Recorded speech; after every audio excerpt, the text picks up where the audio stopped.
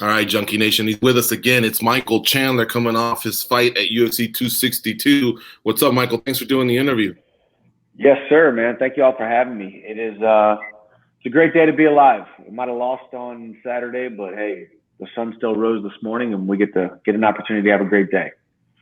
Yeah, I can't believe how quick you're back at it again. I usually don't. I'm not one of those guys that likes to talk to a fighter much after a fight, regardless of the result, because there's so much that you guys do just in the octagon itself, and they lead you to the back, and then you kind of face the press there.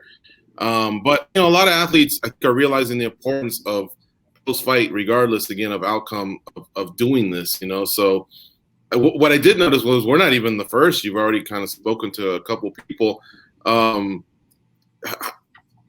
One of those, I guess, was pre-planned. And tell me about it. Like, how are you feeling, because you really, really dealt with this very, very impressively. Like, you stood up, faced it. And I've said this before, a few other fighters, and when that happens, it's like now the new journey starts a lot quicker for fighters. Yeah, and I don't claim that the way that I'm doing it is the right way. I don't claim that the way that I'm doing it is the wrong way. It is just a way. And I think it's my way. And it's my way not based off of a whim. It's my way based off of experience. You guys have been on this journey with me since 2009. You guys were the first big, real, legitimate mixed martial arts interview I did back at the Mandalay Bay. And then since then, had some wins, won the Bellator tournament, became world champion. But then I had my first loss. And I learned a couple things from that first loss. Number one, you can't hide from a loss. Number two, you're just as good, you're just as skilled, you're just as talented as you were before the fight as you are after a loss. And number three, you can't just wallow in your own self-pity. Those are the three things that I learned after that loss. So this first thing that I want to do, win, lose, or draw, I'm going to be in the media. I'm going to talk about it, and I'm going to rip off the Band-Aid. The quicker you can rip off the Band-Aid, the quicker you can speak about the loss, the quicker you can acknowledge it and recalibrate, reassess, and then and only then can you start to rebuild. And Monday morning, we started rebuilding right away. I did the podcast. I hit a sauna session first, rolled out my body, hit my sober. I did my stretch mobility routine, got the flight out of me, and did a sauna session, and then did the podcast that I already had pre-planned. Yeah, the goal was to bring the belt on the bus. It was a podcast called Bussin' with the Boys, and they do it on an actual old school Budweiser school bus. And I was going to bring the belt on the bus. Turns out I just had to bring nothing but my heart on my sleeve and talk about the fight. But that was the best way for me to move forward from it. Well, let's talk about it a little bit, but not just fight week. It looked like you had a blast. You were the star. You were a big focus of UFC Embedded. And another thing that I found out was, after you and I spoke yesterday to do this interview, you start putting the name Michael Chandler out there, what's out there. Fashion. You rock the fashion side of things, and so I'm going to go in progression here, and then you can just chime in. You rocked Embedded. Fashion, and then you gave your dad so much love. I thought that was pretty cool as well. You were always smiling, and this is, again, we forget you guys are suffering through a weight cut. Think about how miserable some of us are. Like, I haven't had lunch, I haven't had my coffee yet, and what you guys are going through, and then it's going to be leading to a fight where the other guy's trying to decapitate you, and you're going to do the same thing. So somehow all that has to hone in, and you smile, and then we get to the fight, and I'm telling you, I've never seen a more beautiful American flag than the one you walked in. It was perfect. The colors were popping, the crowds were there, and you had this big smile on your face. And going back to what you said, over a decade when we met, we asked you about all these goals, and you've been meeting all these goals. So tell me, how was fight week for you, and before we talk about the X's and O's of the octagon? It was great, man. Embedded came down to Florida before I left, and then followed me throughout the week. And I think partly the reason why I got so much love on Embedded, or so much time on Embedded, was I just gave unlimited access. I think, I don't know, once again, I don't know if this is the right way or the wrong way, but I gave unlimited access. unhindered, unlimited access to the camera, the microphones, into my fight week, into my weight cut, into my team, my mindset, what I'm eating, what I'm doing. There's hundreds of hours of footage that didn't even see the light of day, from the Embedded in the Countdown show. I just wanted to give people an inside look. I think when you talk about fight week and you talk about this opportunity, you talk about the platform, I just feel like I was underseen and underutilized for a very long time. And the UFC has given me a really great platform to be seen by the masses. And I want to take every opportunity to do that. I still focus on my training. I still focus on my mindset. I still focus on the X's and O's and the techniques and the things that I need to do as an athlete to be successful inside the octagon. But all the other stuff comes with it. And you mentioned fashion. Yeah, I mean, I wanted to look good. I wanted to feel good. I had my outfit set up. I hired a stylist, so I'm working with her and my wife, put together some outfits that are indicative of a champion. Did I leave with the belt? Absolutely not. But I felt like a champion going into it. I felt joyful. I felt like I had the pride of the United States around my back, over my shoulders, wearing the American flag, hearing the chants of USA right there in Houston, Texas.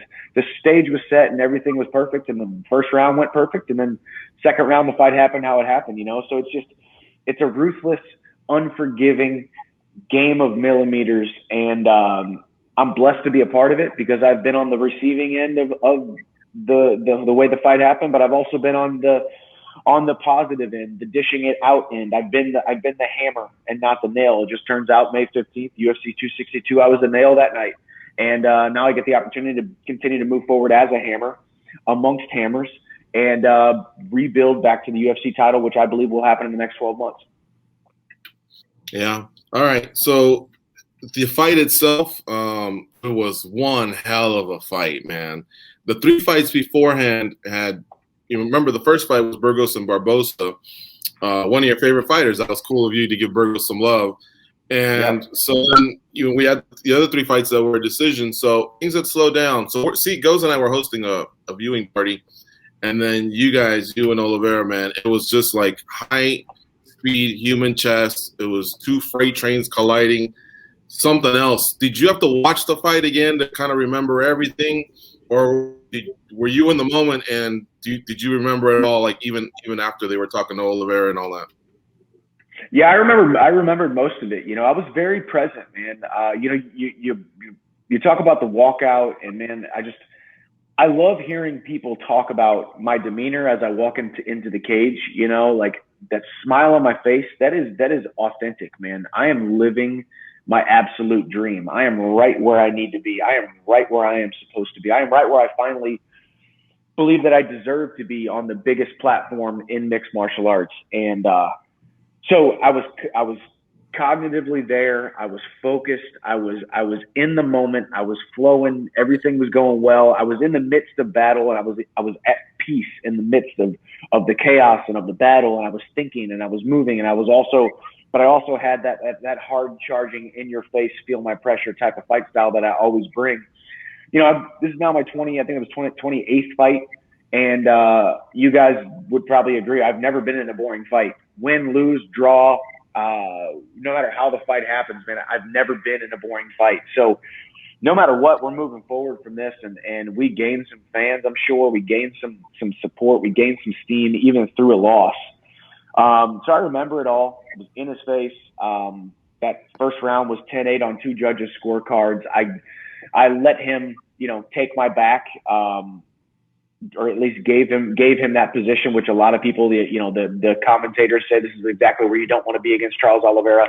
You guys have seen me be in that position before. I always end up reversing. I always end up on top, as you saw. And if I could do it against Charles Oliveira, I can do it against anybody in the world. So fight happened how it happened. I remember it all. He left with the belt, and we get another crack at it sometime down the line. You brought up that first round and the fact that two judges did have it a 10-8. Did you have that feeling walking back to your corner that it could have possibly been a 10-8, or did that surprise you?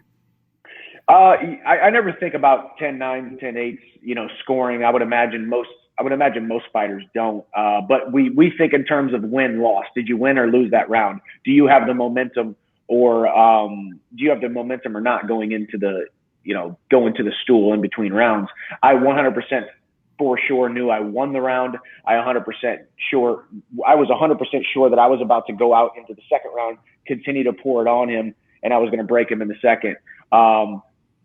Turns out I got hit on the button, and the fight happened and ended. So, but I had that feeling. I was confident. Confidence was sky high. Confidence was where it needed to be. I was focused. You hear people say, "Oh, it was a lack of focus," or when you get clipped, man, it's the nature of the game. You can do everything absolutely perfectly inside the confines of mixed martial arts competition. That octagon door closes, and you could have an absolute perfect performance right where you need to be mentally, physically, spiritually, in the zone, in your flow state, and then you just get caught. It's just the nature of the game, and this is why so many people love this sport. It's the most unpredictable manifestation of sports competition on the entire planet in the history of sports. There will never be anything more unrelenting and unpredictable than mixed martial arts. So it was going into the second round, I felt great. And 17, 18, 19 seconds later, it was over, just how it goes.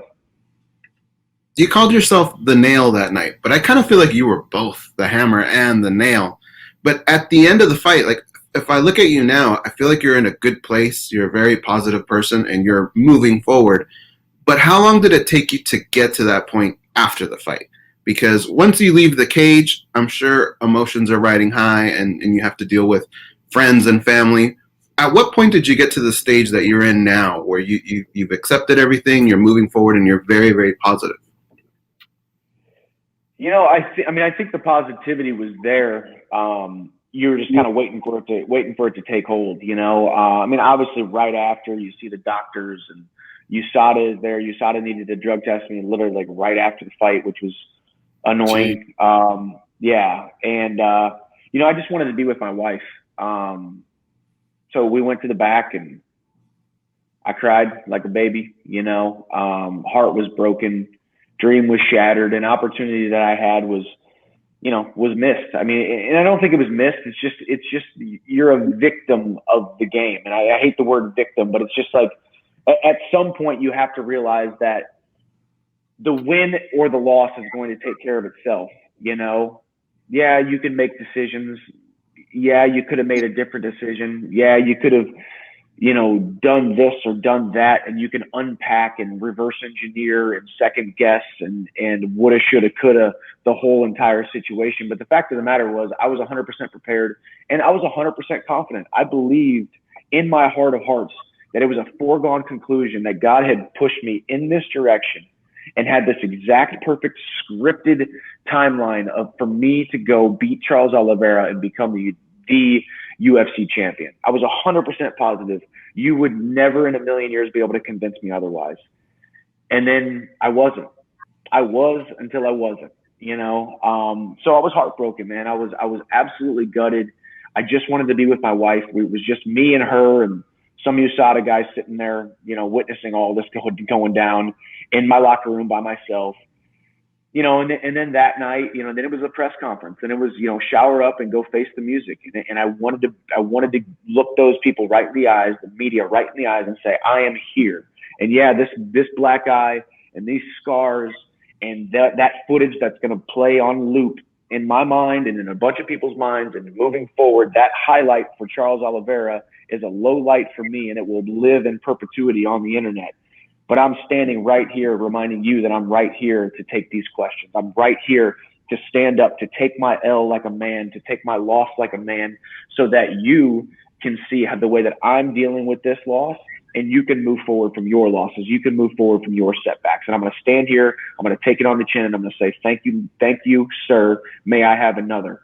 And we're going to keep moving forward. So that night after the press conference, man, my wife and I, we went back to the hotel. We just hung out, and that was pretty much it. We wavered back and forth. Did we go to the after party? There were some people there. They were kind of at a really low key after party at the hotel. It wasn't like a club or anything. It was just some people hanging out.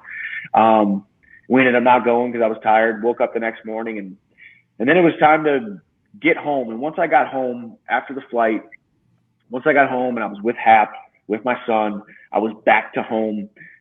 And then after Sunday night, Monday morning, I said, I'll give myself till Monday morning. I'm hitting the ground running and got my workout in. I did the podcast, and, we're moving forward. And I don't know if this is the right way or the wrong way to do it.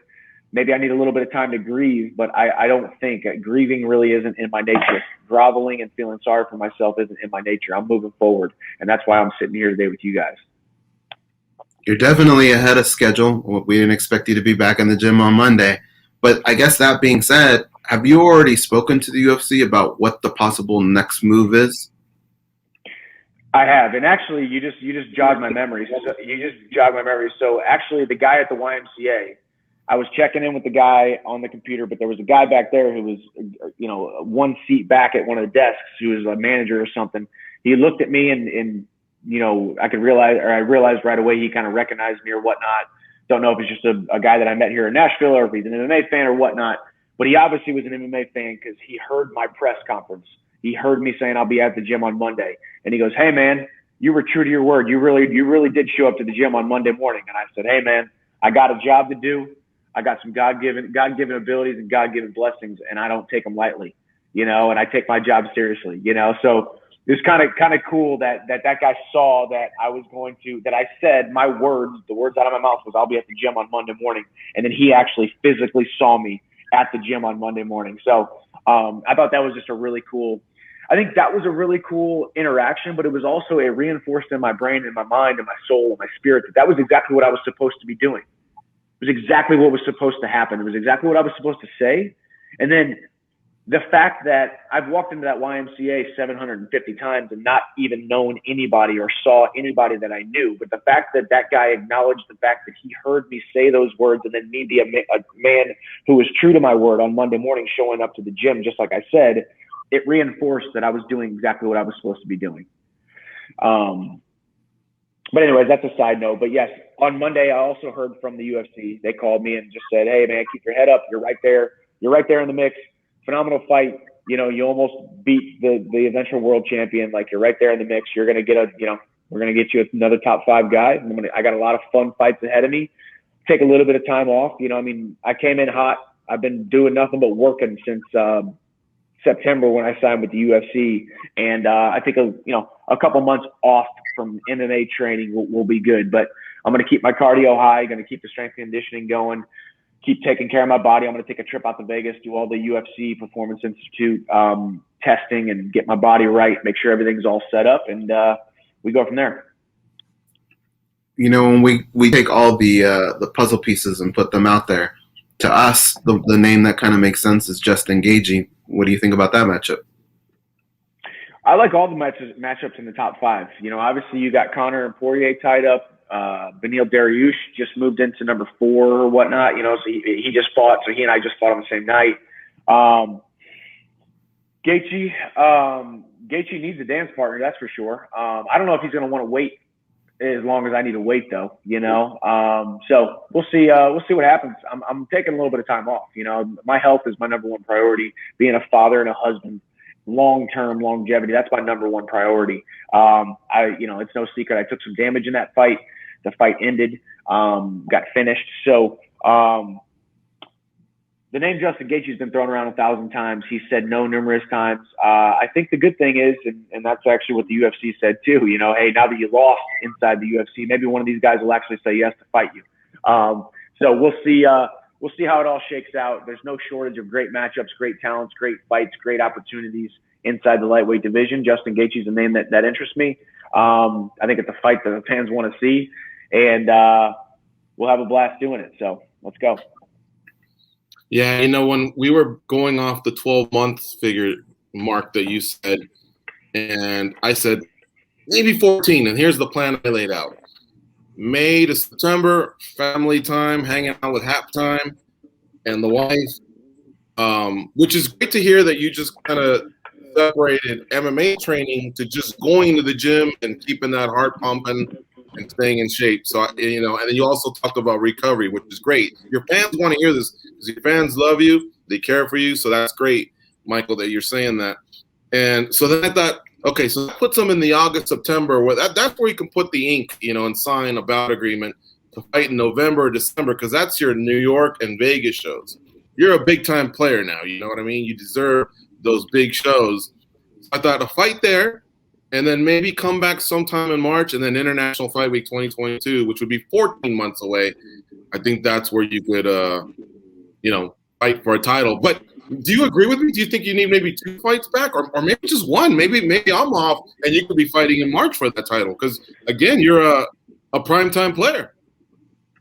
Listen, I don't know if I'm a primetime player, but I do believe I'm world class. I do believe what I did to Charles Oliveira before I was a innocent bystander of the beauty of how a fight can turn on a dime in mixed martial arts. You know, I think Charles Oliveira hasn't lost since 2017. I think Charles Oliveira hasn't even lost a round since 2017. Yet the first time that he loses a round, he loses a 10-8 to me. There's a case to be made out there. I've seen a lot of people say immediate rematch. There's a case to be made that I get 1 fight. I have 1 fight, beat any of the guys in the top 5, and I'm right there. I do believe I'm a big player at this point, maybe. I do believe I'm world class. I do believe I'm just as good as any of these guys. I do believe Charles Oliveira beats anybody else in the top 5. You know, you look at him against Poirier, you look at him against Connor, you look at him against Gaethje. I mean, that is a tough test for anybody. So losing to Charles Oliveira doesn't make me a guy who shouldn't be fighting for the world title very soon. So at this point, don't put any limits on what could happen. Immediate rematch could be a possibility. Who knows? 1 fight could be a possibility, and I fight for the world title again by first quarter of next year. I'm not putting limits on anything. Obviously, I have a limited time period. I'm not going to be here for a ton longer. So I want to get that title. I want to get that title shot again before next year, or before the end of next year. Either way, I'm willing to cut my teeth. I'm willing to fight my way back for it. I'm willing to rebuild. And like you said, man, like I'm a professional athlete, and more mixed martial artists need to treat themselves like professional athletes instead of just professional fighters. We don't need to just be in the MMA gym pounding on each other, beating each other up, collecting scars and collecting brain damage. I'm an athlete first. I need to get as many miles out of this body as I possibly can, and then I need to make myself the best athlete that I possibly can, and then I need to create and generate and accrue mixed martial arts skill inside the striking department, the grappling department, the wrestling department, and become a great athlete, and then acquire those skills. So that timeline makes sense. Could be 14 months. I believe it's going to be sooner than that. I believe I'm going to be so dominant in my next fight that people are going to be reminded, wow, that guy is world class. That guy is the most exciting guy in the division. And he's got a couple other attributes that we like about him. And he deserves to be champion. I think that's what's going to happen. But I could be wrong, and we'll see what happens. Well, Chael Sonnen was saying, you know, you say yes a lot, and that's a good thing. And that's what helped, you know, put you in the position. You're always in shape. You said yes, you know, but at the same time, I guess when I had come up with that timeline, I remembered you had 4 fight camps, 4 weight cuts, 3 fights, a lot of travel during a pandemic. You know, half of this was during a pandemic. I think things have started to open up a little bit more, but that's a lot, you know. But Jesus, you went through that gauntlet, and now it's all going to be massive fights coming forward. So you're right. Maybe it's instant. Maybe it's 1, and then you go in or whatever. But damn, it's got to be fun. I thought you were prime time since that Alvarez fight. You shouldn't question if you're prime time anymore. You're prime time, man.